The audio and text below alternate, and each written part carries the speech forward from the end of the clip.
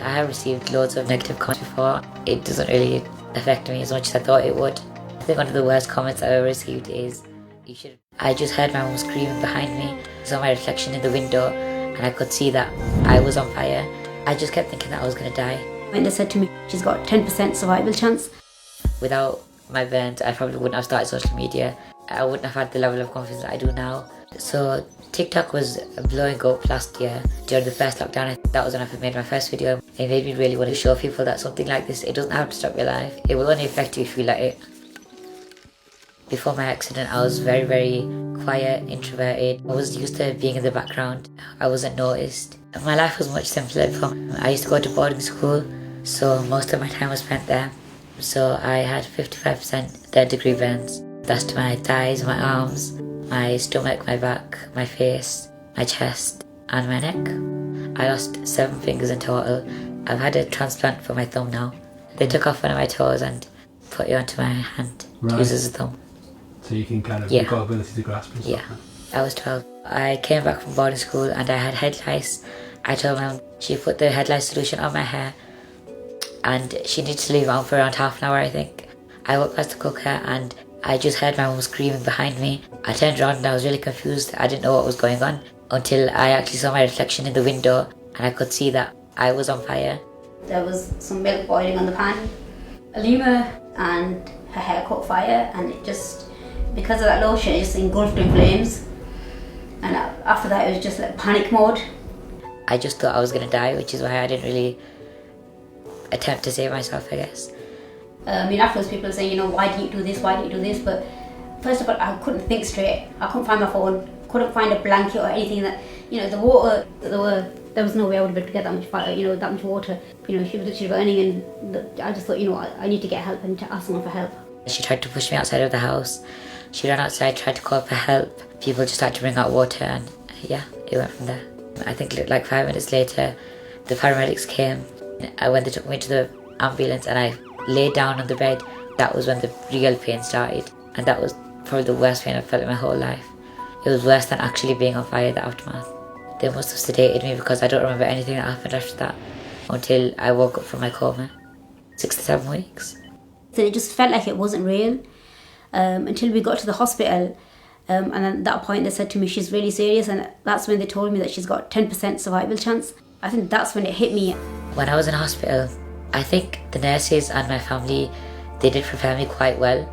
They told me every day that, look, you changed quite a lot. And when I first looked at myself, it was obviously a shock. It'd be a shock to anyone, but I think my family had helped me quite a lot.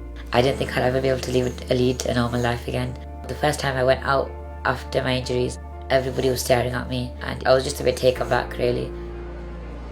A lot of the old people would just say, they'd come up to me and they'd be like, what happened to you? I think spending a lot of time at home, it helped me to rebuild my confidence, and then I slowly built it up. I think if I could have seen where I am now a few years ago, I would have been a lot more happier. Right, that's enough makeup now. Let's go home and get your TikTok done. Yeah? Yeah. My first video was just me showing a before and after my accident. That got 3 million views. And then I was like, okay, what do I do next? What am I good at? And I was getting ready for school and I thought I'll just film a makeup tutorial. I just thought I'd record it for fun. That got 17.5 million views, I think, which is insane to think about. And yeah, people just kept asking me to do more videos like that, so I continued to do that. Just seeing all that support, it made me really want to get back into it and just show people that something like this, it doesn't have to stop your life. You can keep going on, do the same things that everyone else does, if not more. It will only affect you if you let it. So today we're going to be doing a live Q&A on my TikTok. With this Q&A, my mum was going to be joining as well. And she's never made an appearance on my TikTok before, so it's quite new for her. When she first started the TikTok, she said to me, Mum, I really want to do it, and I said to her, you're going to get negative comments in email, there's horrible people out there. And she said to me, no, Mum, I can cope with it. Mum, I knew she can cope with it, but I've seen some horrible comments. Alima must be fine because Alima does this all the time. Yeah. How are you feeling, Mum? It's me that should be nervous. So you're nervous? I am, yeah. How do you know who's joined you? Is that your sister? Oh, thank you. No, I'm not a sister, I'm her mother. But thanks anyway, whoever you are.